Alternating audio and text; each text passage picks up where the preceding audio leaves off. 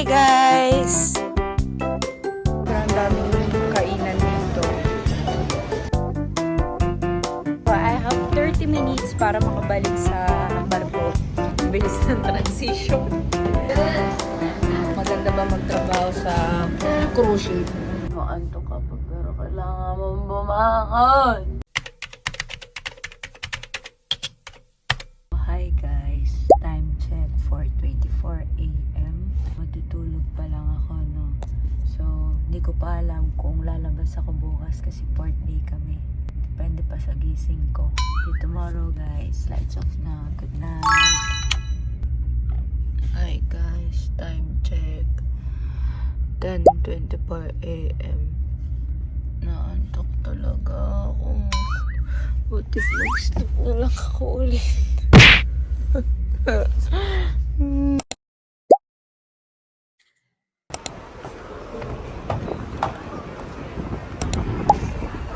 Hi guys! So finally, sinipag din lumabas.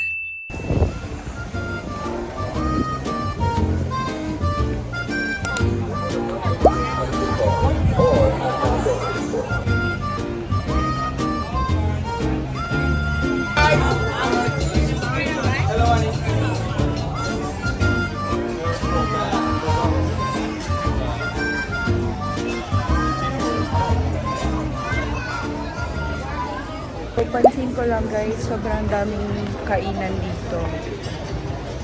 Ayun, hindi ko lang alam kung mahal siya compare sa ibang port.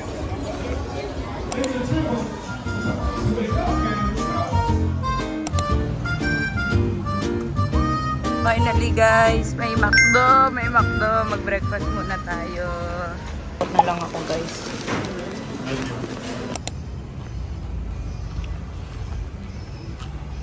No, kung kumakain ka na habang naglalakad para lang mapagkasya mo yung shore leave mo kasi 1:30 yung duty ko. Here's the beach guys! Wow! So pretty! If you ever start to wonder why all the rain and all the thunder follows around.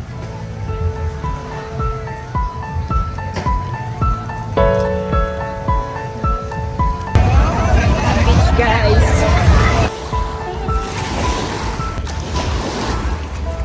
Ayan siya guys. May beach din pala si Margarita dito sa Nassau. So ito yung resort nila. Ang laki diba? I have 30 minutes para makabalik sa barko. So, yun yung reality guys kapag naka-shore leave ka. Hindi ka nagbabakasyon na pwede mo ikutin buong araw kasi limited lang yung shore leave mo. Lalo na kung may duty ka pa. So, kagaya niyan, magmamadali tayo.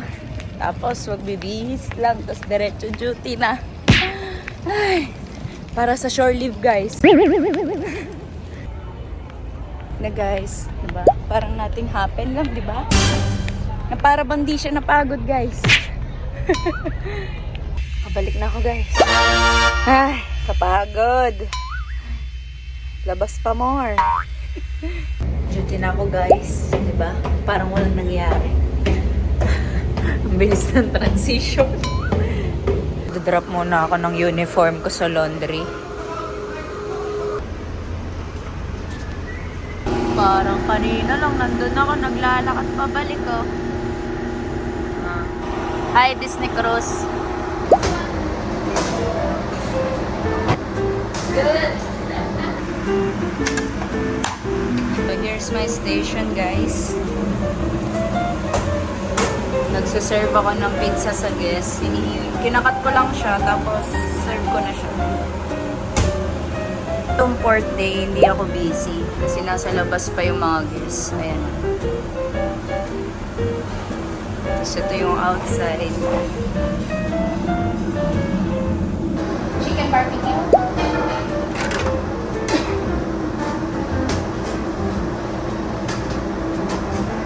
Here, ma'am. Kaya ako, pag lumalabas ako ng port, tapos kakain sa labas, never ko ginagamit yung personal money ko. Ginagamit ko lagi yung tip na nakukuha ko. So, disclaimer lang, no, wala talagang tip sa culinary. Wala, as in. Pero, kung ang station mo is sa buffet ka or live kitchen, basta may interaction sa guest, yun yung minsan may tip, pero minsan wala. Pero kung gusto mo ng tip, dun ka sa tipping position, like, bar department, cabin steward, mga front of the house. So, yun yung reality sa culinary, guys. May mga nagtatanong sa akin, guys, kung saan daw yung barko namin. So, ito siya, guys. So, si Margarita Villatsi, guys, is well known when it comes of beach resort, hotels, restaurant, bars, burgers, pizza, in different countries. So, si Jimmy Buffet, he decided to have a partnership in cruise line industry, which he is the classical cruise operator. Gaya nung nakita nating Margaritaville Beach Resort kanina, isa yun sa mga successful businesses nila. Since they already have a good and successful business long time ago, madali na sa kanila na makilala tong Margaritaville at Sea. And mostly yung mga nagko-cruise dito is mga US citizen kasi US citizen din si Jimmy Buffet. Hi! Bye, Bamas!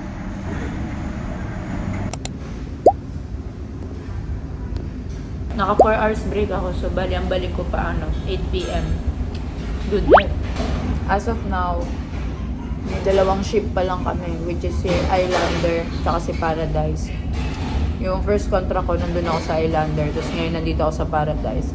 So yung third ship namin, bali next year na siya, yung Beachcomber.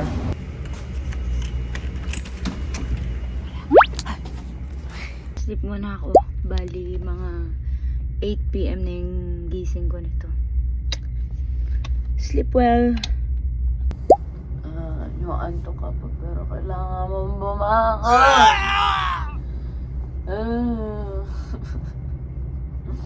Sarap matulog. Since wala na akong pizza, order tayo, guys.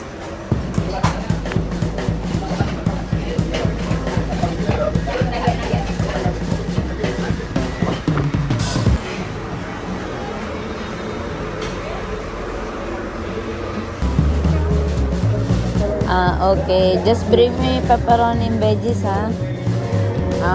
Okay. Hi, Ate! How are you?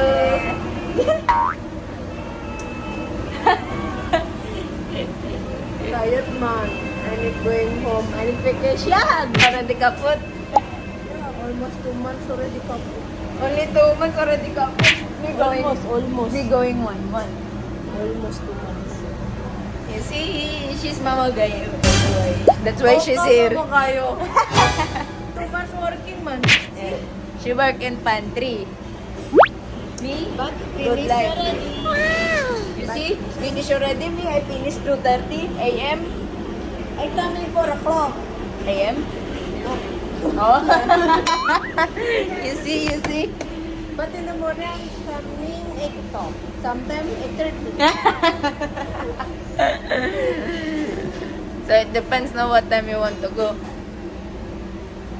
Yeah, we worked before in Islander in Omelette Station. Partner, no? Now, No. yeah, when I saw her, just hi, hello, like that only. I already have guests. Go now, ah. I'm going outside. Go yun. Bye-bye. So, since check off bukas at US port, pag ganun guys is kailangan natin ng matinding linis. Yan, kailangan nating sabunin ng matindi yan guys. Yan. So habang hindi pa ako busy guys, nililinis ko na agad to kahit 2 AM pa ako magpo-close. Para mamaya, konti na lang nililinisin ko para maaga ako matatapos. So sa barko guys, sobrang halaga ng deep clean kapag nasa US port kayo kasi hindi natin masasabi na mamaya sampahan kayo ng USPH. So sobrang halaga nun sa cruise ship. Kasi once na nasampahan kayo tapos hindi prepare yung barko nyo, malaking problema yun.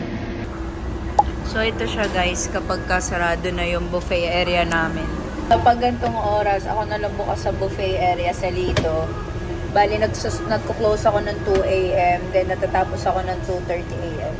Sa totoo lang, gusto ko yung schedule ko dito kahit nahihirapan ako lumabas. Tsaka kahit di ako nakakapunta sa crew party. Kasi ang crew party hanggang 2 a.m. lang. Eh, di ba, ang tapos nga ng shift ko 2:30.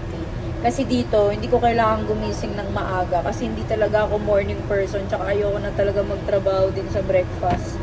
Tapos, hindi din masyadong busy. Tapos wala pang mga amo na nagbabantay ng kilos mo, kaya nagagawa mo yung gusto mong gawin, kaya peaceful. Tapos alam nyo ba, hindi lahat ng crew nabibigyan ng gantong schedule na tulad ko. Kasi pag gantong port day, 8.5 lang yung duty ko, 8.5 hours. Tapos may long break ako. Kasi yung iba, wala silang long break. Sila, straight duty sila. Minsan ang break lang nila, 30 minutes. Minsan 1 hour and 30 minutes. Kaya dito sa barko, sobrang precious time ng tulog dito. Hindi siya dahil kasama sa routine mo eh. Kasi minsan kahit 30 minutes lang yung break or 1 hour, tinutulog talaga namin yan. Kasi nga, syempre, 8 months contract dito, 6 to 7, ganun. 6 to 7, 8 months. Wala kaming off. So, bawat oras dito na ginagawa namin, planado yan lahat. Kasi ayaw namin makompromise yung pahinga namin sa walang kwentang bagay. Pero syempre, kahit na gano'n, kailangan mo pa rin bigyan ng buhay yung sarili mo on board. Like, pumunta ka ng crew party, lumabas ka ng port, makapagkwentuhan ka sa mga paisano mo. Kailangan mo rin libangin yung sarili mo para hindi mo maramdaman yung kontrata mo na matagal. Para mabilis lang. Tsaka kailangan mo yun para hindi ka rin masyado ma-homesick dito. Pero syempre, kung ako tatanungin nyo kung maganda ba magtrabaho sa cruise ship, actually, oo naman. Pero syempre, normal lang siguro na may advantage tsaka disadvantage. No? Para sa lahat naman ng trabaho may ganun. So, syempre sa advantage, number 1 din, syempre yung salary. So, survival mode ka na lang din naman sa Pilipinas eh. So, bakit hindi ka dun sa survival mode ka, pero maganda yung salary mo, diba? Tapos, libre lahat on board. The only thing lang na binabayaran mo dito is internet, tsaka yung mga essentials mo like shampoo, ganun, shampoo, sabon. Second advantage, syempre, hindi mawawala dun yung nakakapunta ka sa iba't ibang bansa, ibang lugar, for free. As of na wala naman ako maisip na advantage pa bukod sa dalawang yun. Sa disadvantage, syempre, unang-uno dun, malayo ka sa family mo. Diba? Wala ka sa Christmas, wala ka sa New Year, wala ka sa birthday ng mga taong mahal mo sa buhay. And next is, limited lang yung oras mo dito. Nandun na yung nakakapunta ka sa iba't ibang lugar, pero limited lang yung shore leave mo. Unlike pagka nagka-travel ka, wala kang iniisip na oras kasi talagang nasusulit mo yung every moment mo pag nasa travel ka. Pero pag naka-shore leave ka, hindi. 'Di ba? Nagmamadali ka palagi kasi what if maiwan ka ng barko? So, yun lang naman. Saka isa din sa mga disadvantage, ang daming mga rules and regulations dito. Parang konting mali mo lang, pwede kang mapauwi, pwede kang mawalan ng trabaho. So, di natin masasabi. Kaya pag andito kayo, yun, kailangan ingatan natin yung bawat kilos natin. So, depende sa company rules yun. So, pag andito kayo, kailangan pangalagaan nyo yung trabaho nyo dito. So, yun, ganun naman talaga siguro, diba? Kung gusto mong ma-achieve agad yung mga pangarap mo, kailangan mo mag-sacrifice. Kaya pagka pinili nyo mag-work in cruise ship, wag nyong isipin na lifetime kayo dito. Dapat mag-ipon, sikapin mag-ipon para hindi tayo sabay-sabay tatanda or tatagal dito. Kasi syempre gusto rin natin na makasama yung family natin ng mas matagal. So, yun lang naman. So, bali ngayon nakabreak lang ako ng 12 to 1. Tapos, balik na ako sa taas. Close ako doon ng 2 a.m. Tapos, linis lang ako hanggang 2:30. Tapos, uwi na ako sa cabin. Maliligo. Kakain. Tapos, maglalaba lang ng kailangan kong labhan. Tapos, matutulog na. Same routine lang everyday.